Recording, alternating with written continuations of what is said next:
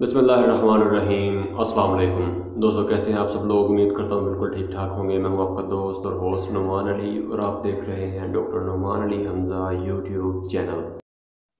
دوستو، پچھلے دنوں میں نے ایک ویڈیو میں ذکر کیا تھا ٹیسٹ ڈوز کا، اور میں نے آپ کو یہ بھی کہا تھا کہ انشاءاللہ اس پر میں ایک تفصیلی ویڈیو بنانے کی کوشش کروں گا۔ تو آج کی جو ہماری ویڈیو ہے وہ اسی ٹاپک پر ہے کہ جانوروں میں ٹیسٹ ڈوز کس وقت لگانی چاہیے، ٹیسٹ ڈوز ہوتی کیا ہے، اور اس کا استعمال ہم کس طرح سے کرتے ہیں۔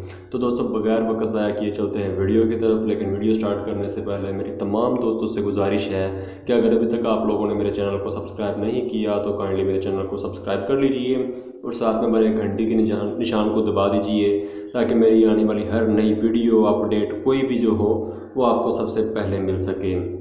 ویڈیو اچھی لگے تو لائک کیجئے گا، دوستوں کے ساتھ شیئر کیجئے گا، اور میرے خیال سے یہ آپ کو تمام دوستوں کے ساتھ شیئر کرنا چاہیے۔ تو آپ کوئی پریکٹیشنر ہیں، یا آپ کوئی کسان ہیں، جانور مویشی پال حضرات میں سے ہیں، یا ویسے ہی کوئی عام انسان ہے، تو آپ کو یہ سب کے ساتھ شیئر ضرور کرنی چاہیے، کیونکہ یہ ایک بہت ہی ضروری اور بہت ہی کمال کی انفارمیشن ہے۔ اس سے آپ کے جانوروں میں جو انجیکشنز ہوتے ہیں، جن کا ریئیکشن ہو جاتا ہے، ان کے چانسز بہت کم ہو جائیں گے۔ تو دوستو، بغیر وقت ضائع کیے چلتے ہیں ویڈیو کی طرف۔ دوستو، ٹیسٹ ڈوز کا استعمال ان انجیکشن کے لیے کیا جاتا ہے جو کہ آپ کو پتہ ہو کہ کسی نہ کسی جانور میں ریئیکشن کرتے ہیں، یا پھر اریٹینٹ ہو، جو جانور کو چبھتے ہوں۔ ان میں آکسی ٹیٹراسائیکلین آ جاتی ہے، میلاکسیکیم سالٹ آ جاتا ہے، اور جو ہماری پینسلین گروپ کا کوئی بھی میڈیسن ہے وہ جانوروں میں چبھتی ہے۔ اس کے لیے ٹیسٹ ڈوز لگا لیا جائے تو آپ کے لیے کافی بہترین رہتا ہے، اور جانور جو ہے وہ بھی ریئیکشن سے بچ جاتا ہے۔ تو اب دوستو، بات کر لیتے ہیں کہ اس کی ضرورت پیش کیوں آتی ہے۔ تو دوستو، ضرورت اس کی پیش اس لیے آتی ہے کہ ہمیں نہیں پتہ کہ جس جانور کو ہم انجیکشن لگانے جا رہے ہیں وہ جانور جو ہے وہ اس انجیکشن کے متعلق سینسٹیو ہے، حساسیت رکھتا ہے۔ اگر اس جانور کو ہم پوری ڈوز بھی لگا رہے ہوں اور اس کو ریئیکشن کر جائے، تو ہو سکتا ہے کہ ہمارے پاس ایول انجیکشن موجود نہ ہو، یا پھر کوئی بھی جو ریئیکشن ختم کرنے والا انجیکشن ہے، یا پھر الرجی ختم کرنے والا انجیکشن ہے، وہ ہمارے پاس موجود نہ ہو، تو ہمارا جو جانور ہے ہمارا نہ ہوا تو کسی فارمر کا اگر ہے تو وہ ضائع ہو جائے گا۔ تو دوستو، اس چیز سے بچنے کے لیے ٹیسٹ ڈوز لگائی جاتی ہے۔ ٹیسٹ ڈوز سے مراد یہی ہے کہ ایک خوراک جو ہے اس کو چیک کرنا کہ آیا کہ یہ نقصان تو نہیں کرتی۔ ویسے تو یہ جو خوراک ہوتی ہیں، جتنے بھی انجیکشنز ہوتے ہیں، یہ ٹیسٹ کر کے پھر ہی مارکیٹ میں آتے ہیں، لیکن انہوں نے ٹیسٹ کیے ہوتے ہیں اپنے جانوروں پر، جن پر آلریڈی بہت زیادہ ٹیسٹ ہو رہے ہوتے ہیں۔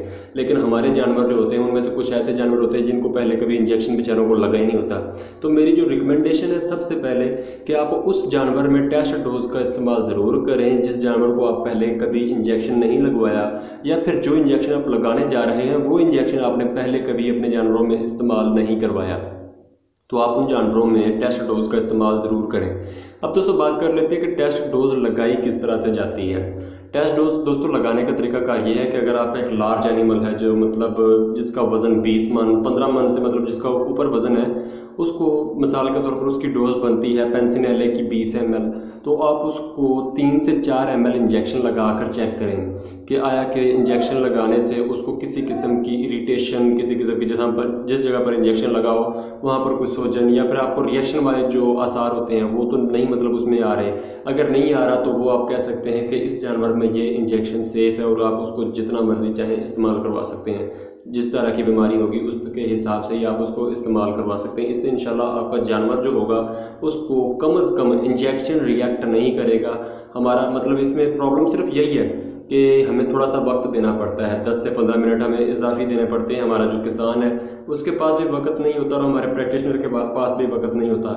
لیکن اگر ہم تھوڑا سا وقت زیادہ دینا شروع کر دیں اپنے جانوروں کو، اپنے مریضوں کو، تو ہمارے جانور جو ہیں وہ کم سے کم بیمار ہوں گے، اور کم سے کم جو ہے ریئیکشن کی وجہ سے اموات ہوں گی۔ تو دوستو، امید کرتا ہوں کہ میری آج کی یہ ویڈیو آپ کو اچھی لگی ہوگی۔ اگر ویڈیو اچھی لگی ہو تو لائک کیجئے گا، کسی چیز کی سمجھ نہ آئی ہو تو ویسے بھی آپ جو اپنی رائے کا اظہار ہے کمنٹ سیکشن میں مجھے کر سکتے ہیں۔ ویڈیو اچھی لگی ہو تو لائک کیجئے گا، دوستوں کے ساتھ شیئر کیجئے گا، اپنا خیال رکھیے گا، گھر والوں کا خیال رکھیے گا، مجھے دعاؤں میں یاد رکھیے گا۔ اللہ حافظ۔